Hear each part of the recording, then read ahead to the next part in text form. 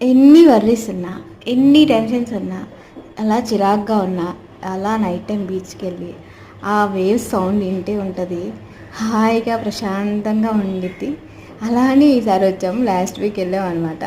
కానీ ఈసారి ఏమైందంటే చాలామంది జనాలు ఉన్నారు అక్కడైతే.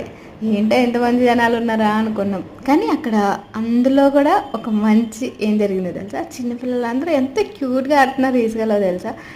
చాలా బాగా అనిపించింది. నా చిన్నప్పుడు మెమరీస్ అన్నీ రీకలెక్ట్ అయ్యి, మనం ఇంతే ఆడుకున్నాం కదా, ఇంటి ముందు ఇసుక పోసినప్పుడు కుప్పలు కుప్పలు దాంట్లో గూళ్ళు కట్టడం, దేవుడి గుడి కట్టడం, హౌస్ కన్స్ట్రక్షన్ చేయడం, ఇంతే ఆడుకునే వాళ్ళం కదా అని ఇప్పుడు అలలను చూడడం మానేసి చిన్నపిల్లల వైపు చూడడం మొదలుపెట్టాను. ఎంతసేపు కూర్చొని వాళ్ళకల్లా అలా చూస్తూ ఉండిపోయా.